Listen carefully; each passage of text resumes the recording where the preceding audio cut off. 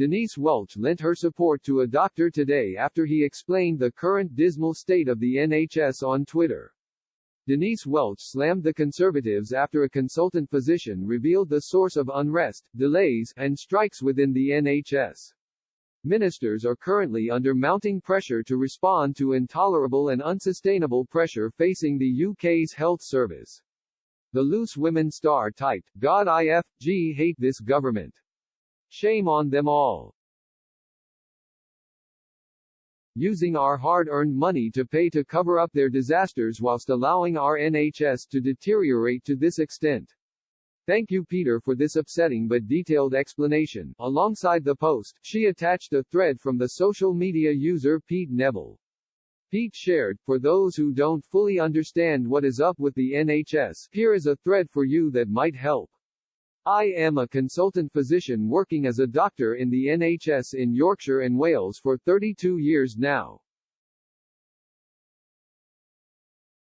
I have experienced the NHS at its best 2008 and its worst 2022. Over at least the past 15 years, we have seen a relentless increase in demand, both in primary care and in hospital care. This has been absolutely predictable by social statisticians for decades and is based on the fact that our elderly are surviving much longer. Our elderly use a very large percentage of NHS of resources, unsurprisingly because they are more prone to disease, frailty, and dementia.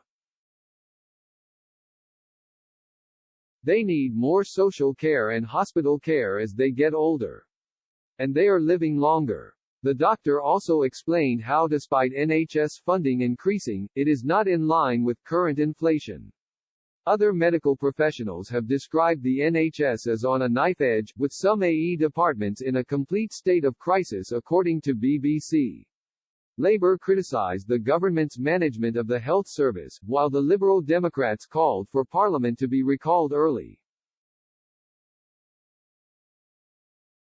Transport Secretary Mark Harper said he recognised staff were under tremendous pressure.